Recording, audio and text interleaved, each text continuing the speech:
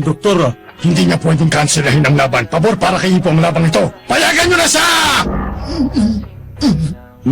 Wala namang sugat ang mismong mata niya eh. Pero pwede pa niya ipagpatuloy ang laban. Pero kapag lumaki ang sugat na ito, ipapatigil ko na ang laban. Okay? Opo! Ayos! Talin niyo dito yung ice bag sa isang timba! Bilisan niyo! Fight!